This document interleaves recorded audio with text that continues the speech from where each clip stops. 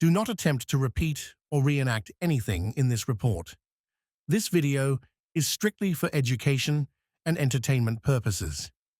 Interdimensional Alien Contact, submitted to errorwid.org on March 29th, 2017 by HP. One hit of LSD ingested orally. Setting: New England, Australia. Mindset: apprehensive but open-minded. I had previous high-dose LSD experiences twice in the month prior to this trip, which had been very thought-provoking and strange. It was Christmas Eve, and my partner and I had decided to spend it away from our families and closer to nature. We traveled out of town to our favorite spot. It was a hot summer day, but you could sense that a thunderstorm would arrive in the afternoon. The area was beautiful, mostly open pastures nestled between the mountains, with very few people around. Creeks, rivers, and brooks weaved through the valley floor, and we spent most of the morning exploring indigenous sites in the surrounding area. We had lunch at the local pub and a few beers before taking the acid in the early afternoon. These were by far the strongest tabs I have ever had. I cannot even guess what the dose was, but one tab was enough to catapult me into another reality. Prior to tripping, I had some reservations about the coming weather. The clouds were looming, and thunder echoed in the distance. However, common sense was outweighed by a desire to dive deeper into hyperspace. Previous experiences with this batch of tabs had yielded vivid, Aztec-like sacred geometries that I have since experienced simply using cannabis. Maybe some HPPD. Either way, it's quite pleasant. As we dosed up and rolled out the picnic blanket, we sat watching cattle graze in an adjacent field. I checked my phone, and sure enough, the icons began to morph and dance on the screen. This is it, I thought.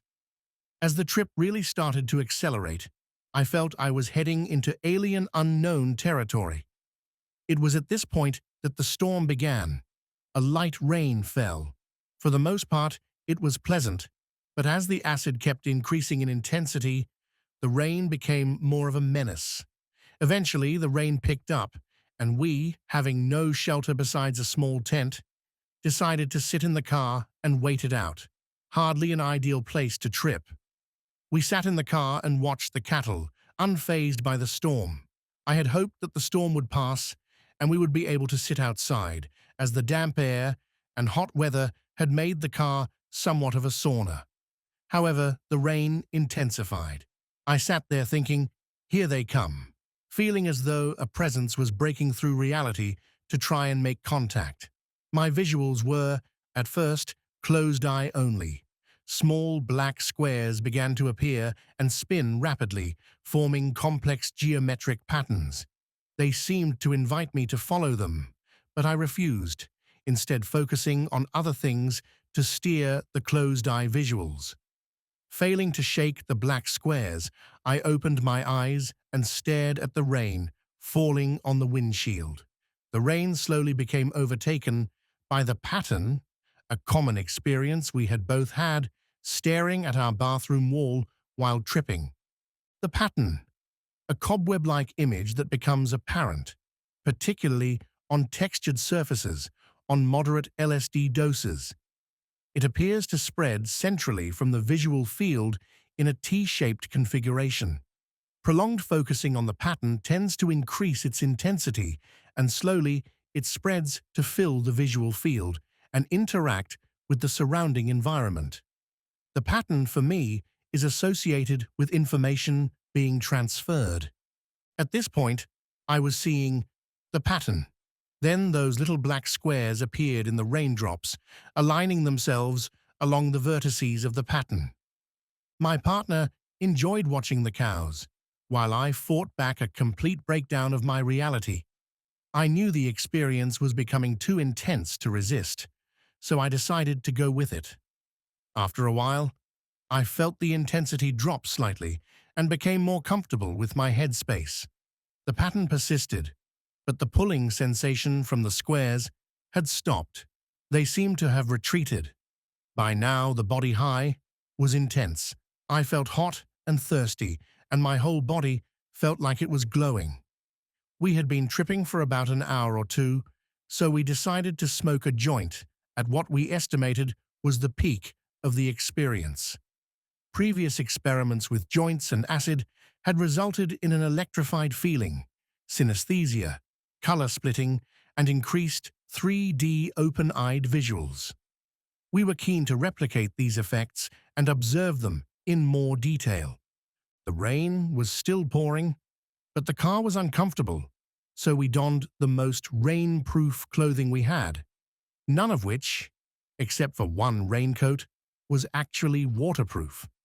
However, we had hit our tripping stride and took it all as part of the fun. We set out with the joint in hand to smoke by the river and enjoy the light show. From here on out, the rain just continued to increase in intensity. Once we had found a nice tree to stand under, we lit our joint and happily smoked it while staring into the bushland. This is where it got weird. I started seeing the pattern again, so I asked my partner what they were seeing. They described seeing the bathroom wall pattern spreading out over everything. I told them I saw the same thing. Then, in the center of the pattern, an icosahedron or hexagon-like shape began to emerge. It was spinning and covered in Aztec patterns. I described it to them, and they reported seeing it too. Fascinated by this shared visual experience, we kept discussing the pattern and the shape we were seeing. At this point, I felt as though we had entered some kind of Goosebumps episode. Two kids sneaking out, smoking weed, seeing an alien object. This thought stuck in my mind and basically consumed my reality from then on. As we observed the visual phenomena, I noticed the shape was replicating and now formed a grid. If you search for icosahedron grid, you'll see similar depictions to what we saw. My partner also reported seeing this grid emerge. We continued relaying our experiences and observations to each other. The grid appeared to expand infinitely in all directions through the earth and up into the sky. We stood on sections of it as we saw it and kept confirming our observations. As we continued examining the visual phenomena, we both saw a black square emerge from the center of a section of the grid. I asked my partner what they made of it, and they said it was everything. All religion, all life, all beliefs, all things. I confirmed I was getting the same impression. Spooky. At this point, I had a flash where I could see a torus, with lights ascending and descending it, a representation of the cycle of life and death and the infinite nature of existence and consciousness. As the flash passed, the black square became much larger and formed a tunnel. At this point, we decided to move on, because we were both getting really tripped out and felt like we were being beckoned by the grid. We realized we were soaked from the rain and should probably find shelter. As we turned to walk back along the road to the campsite, I observed the grid in the sky. Between two mountains, there was a large icosahedron standing out from the grid, which took on significance in my mind. On this return walk, things intensified. The pooling water on the ground glowed green, blue, and magenta. It appeared that these three colors were being projected off everything around us and streaming into our bodies. The colors were made up of small packets of hollow squares that spun in response to external sounds. It was at this point I felt we were being followed by something. I had an unshakable feeling that an object floated above us, like that green spinning gem from The Sims or something, and it was trying to communicate. We headed back to the campsite and took shelter under a pagoda. I was now in full trip mode, teetering on the edge of reality. We stood holding each other, trying to look as straight as possible. We both felt as though we were ascending, about to take off, and go somewhere else. By now, I had completely bought into my alien abduction narrative, piecing together the puzzle we'd found ourselves in. We had gone camping in bad weather, ill-prepared, dressed inappropriately, and had taken psychedelics. I thought to myself, maybe this is it. This is how you exit our reality. This is what happens to those couples that report being abducted. This idea didn't impress my partner and unfortunately put them into a negative space. As for me, I was convinced we were about to be abducted. Behind my head, I could feel them. It felt as though sharp surgical instruments were probing my mind, while crunching, grinding sounds filled my skull. I smelled DMT, felt bubbles traveling up my spine and through the back of my neck. I closed my eyes, and the tunnel I had seen while smoking DMT appeared. Peering through was an odd face. The rising tones and high-pitched ringing set in, and I felt that same beckoning feeling again. I resisted. I didn't want to go, even though I really did. I knew that if I went with it, I would collapse. I was already freezing cold and soaking wet. There were other campers around, and I'd draw too much attention if I just collapsed. Besides, the only explanation I could offer for my condition would be aliens, which would surely end with a trip to the emergency department. My partner was now quite concerned and suggested we move elsewhere. We returned to our tent to lie down, but found it flooded. To me, this was another synchronistic sign. They wanted us to go with them.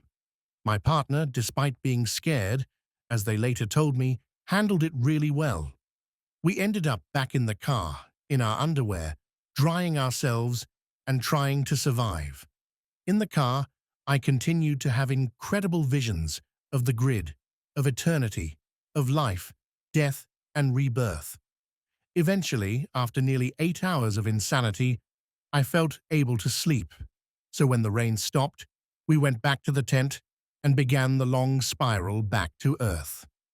Other sensations experienced during this trip included complete dissociation with reality, lost time, a very real sense that reality was a projection of the mind, and that my partner and I were somehow one, sharing a reality and destiny. Everything felt like an illusion, and it seemed possible to ascend to become part of the grid. Consciousness felt eternal and somehow linked to the grid. A long, strange trip. Thank you for tuning in to this report. If you enjoyed what you listened to, feel free to like the video or subscribe to keep up to date and in the community.